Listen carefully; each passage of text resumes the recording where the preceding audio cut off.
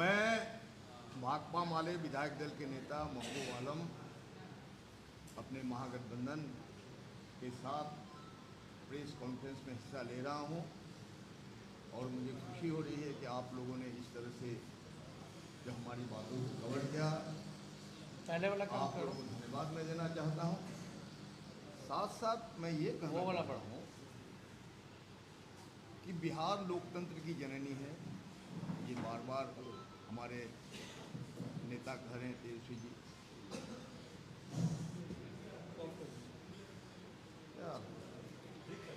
हाँ,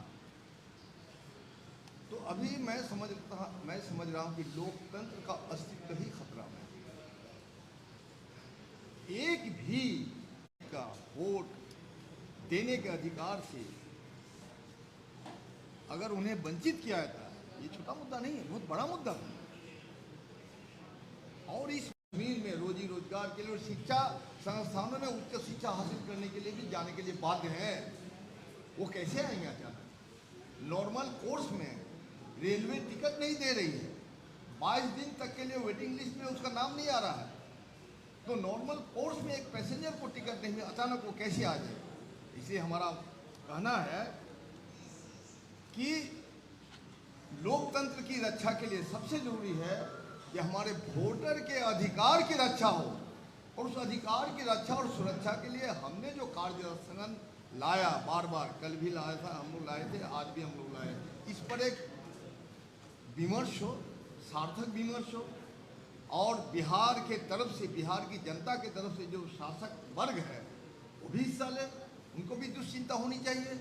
लेकिन जिस तरह से हमारे प्रतिपक्ष के नेता को बोलने का सम्मान दिया गया स्पीकर के तरफ से, तो माननीय मुख्यमंत्री ने भी स्पीकर के आदेश की अवहेलना कर उन्होंने हस्तक्षेप किया। चलिए, हम लोग उसका सम्मान करते हैं, लेकिन इनके बावजूद उनके जो उप मुख्यमंत्री है, जिस तरह से उन्होंने आचरण किया, आज का सबसे महत्वपूर्ण घटना यह है कि आज जो सेशन स्थगित हुआ, सत्ता पक्ष के सदस्यों के अभद्र आचरण के कारण स्थगित हुआ।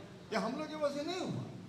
इसलिए हम लोग चाहते हैं, आपको मालूम होना चाहिए कि सीमांचल क्षेत्र का करीब करीब 1 करोड़ 40 लाख जो आबादी है, असल में उसके जो मुस्लिम जो वोटर्स उनको टारगेट किया है, 40 लाख लोग बाहर है। आप वो 40 लाख लोग कैसे आएंगे? इसलिए ये फंस गए। इस बार निशाना उनका एनआरसी में मुस्लिम का था, लेकिन ये निशाना आ गया पिछड़ा, अति पिछड़ा, आदिवासी, दलित, अल्पसंख्यक, अल्पसंख्यकों में से एक शेरशाहवादी वर्ग है जो महानंदा, नागर और गंगा नदी के कटान से उत्पीड़ित हो गए हैं, और उनके पास कोई कागज नहीं। अभी 50% बिहार जो है बाढ़ की त्रासदी से सफर कर रहे हैं, और आगजनी वगैरह से किसी का कागज नहीं है। ऐसी हालत में हमारे क्षेत्र में कोठियों में कागज रखा जाता था, कोठियों में, जो दीमक उनका खा गया होगा।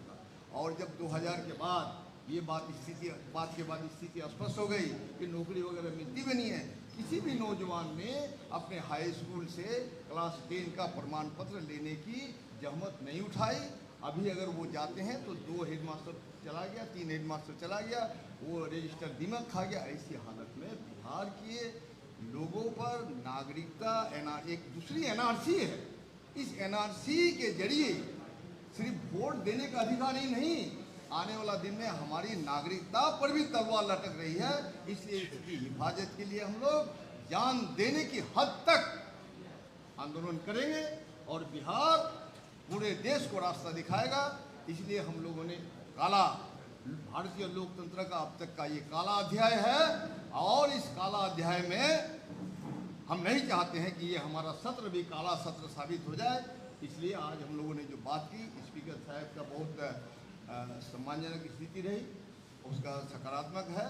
वो चाहते हैं कि कल इसका विमर्श हो, अगर विमर्श नहीं होगा तो हम लोग इसका प्रतिकार करेंगे, प्रतिरोध करेंगे, और शांतिपूर्ण ढंग से हम लोग विरोध करेंगे। बिहार के एक एक वोटर की वोट के अधिकार की रक्षा के लिए हम लोग सड़क से संसदीय सदन तक जो लड़ाई वो जारी रहेगी।